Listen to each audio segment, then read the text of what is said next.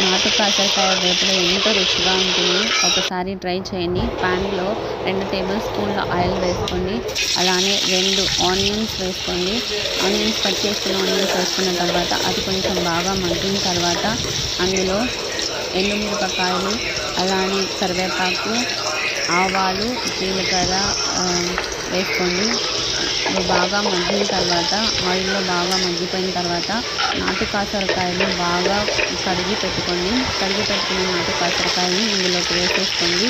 వేసుకున్న తర్వాత ఉప్పు కూడా వేసుకొని బాగా ఒకసారి కలుపుకొని మూత పెట్టి మగ్గించుకోండి. ఒకవేళ మూత పెట్టకపోతే అవి మనం కలపడం వల్ల అవి చిరిగిపోతాయి తొందరగా. అందుకని బాగా ఒకసారి కలుపుకొని అందులోనే ఉప్పు కూడా మర్చిపోకుండా వేసుకొని మూత పెట్టేసుకొని అవ్వాలండి.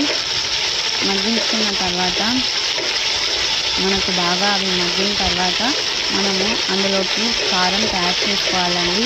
అవి బాగా మగ్గిపోయిన తర్వాత మనము ఒక మిక్సీ జార్లోకి వీడియోలో చూపించినట్లుగా కారం, ఉప్పు, అలానే వెల్లుల్లి, అలానే కొబ్బరి పొడి వీటన్నిటిని కలిపి మిక్సీ జార్లో మిక్సీ పట్టుకున్న తర్వాత ఇది కాకరకాయలు బాగా మగ్గిపోయిన తర్వాత ఈ కారంని ఏ కారం అయితే మనం మిక్సీ జార్లో పట్టుకున్నామో ఆ కారంని ఇందులోకి యాడ్ చేసుకొని చిన్న మంట మీద 5 నిమిషాలు బాగా మగ్గించినట్లయితే మనకు నాటు కాకరకాయలు రెడీ అయిపోతాయండి.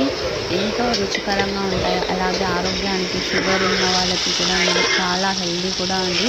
ఇవి కేవలం సంవత్సరానికి మనకి ఒక్కసారి మాత్రమే ఇవి దొరుకుతాయండి.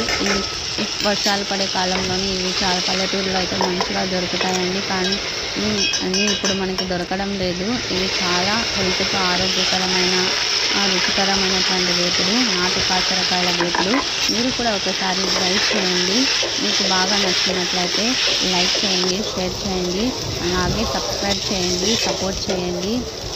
మీ సపోర్ట్ మాకు ఎంతో అవసరము. మీరు మాకు సపోర్ట్ ఇచ్చినట్లయితే మేము ఇంకా మంచి మంచి వంటలతో ముందుకు రావడానికి ప్రయత్నిస్తామండి. ఇందులోకి అన్నంలోకైనా జొన్న రొట్టెలోకైనా చాలా టేస్టీగా ఉంటాయండి, రుచిగా ఉంటాయి. మేము గోంగూర పప్పు, అన్నము, నాటు కాకరకాయ వేపుడుతో ఈరోజు తిన్నామండి. చాలా టేస్టీగా ఉన్నాయి. మీరు కూడా ట్రై చేయండి. ఎంతో రుచికరంగా ఉండే నాటు కాకరకాయ వేపుడండి.